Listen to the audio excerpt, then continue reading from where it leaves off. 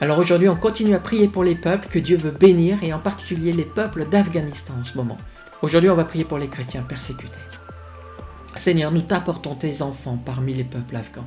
Ils font partie de ton peuple. Ils forment l'église souterraine du Moyen-Orient, un des mouvements les plus remarquables de ton église de notre ère moderne. Nous te louons pour tous les témoignages que nous entendons de cette région du monde. J'ai entendu encore ce matin un Afghan qui, en pleurant, disant « Ils nous ont abandonnés, mais on va continuer à témoigner pour la foi, on va continuer à prier pour nos frères afghans. » Ils vont subir une des pires persécutions contre les chrétiens dans les jours et les mois qui viennent. Seigneur, protège tes enfants, que ton Église tienne debout, qu'elle résiste, qu'elle se fortifie à travers cette tragédie, qu'elle grandisse dans la foi.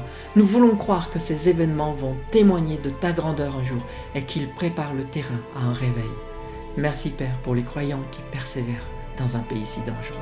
Qu'ils puissent se réunir encore pour t'adorer, pour être ensemble aussi, pour s'encourager, pour s'édifier les uns les autres, pour entendre ta voix les uns avec les autres. Merci pour ces hommes, pour ces femmes, pour ces enfants qui ont choisi de témoigner de l'Évangile au mépris du danger.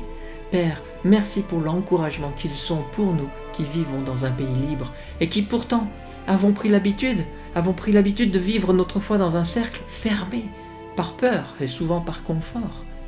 Aide nos frères et sœurs en danger. Aide-les à naviguer comme des brebis parmi les loups. Donne-leur l'innocence de la colombe, l'intelligence du renard. Allège leur fardeau. Que les encouragements de ton amour constant pour eux les atteignent. Comment vont-ils faire, Seigneur? Je suis vraiment inquiet pour eux. Comment vont-ils déjouer les pièges, garder la flamme de l'Évangile? Oh, que ton Saint-Esprit les accompagne, qu'ils restent audacieux malgré la peur. Remplis leur cœur de ta présence, de ton amour, de ta force. Au-delà de tous les moyens naturels, qu'ils soient remplis d'une force qui les rende capables de franchir tous les obstacles qu'ils ont à franchir. En plus des obstacles de tout Afghan, ils doivent aussi affronter la haine religieuse stupide de personnes qui ne te connaissent pas et qui croient faire ce que toi tu leur demandes.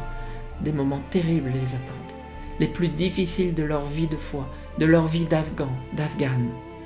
Mais nous nous souvenons d'Étienne, le premier martyr. Il a affronté le pire pour annoncer la bonne nouvelle de ton amour pour le monde.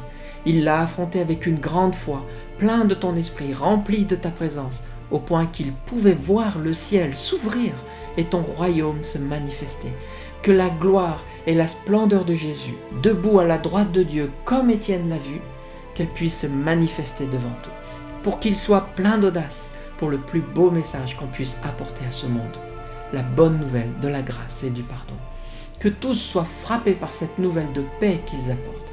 Que l'amour coule à flot au milieu du chaos. Merci Jésus par l'exemple que tu as montré. Merci pour ce que tu es. Amen.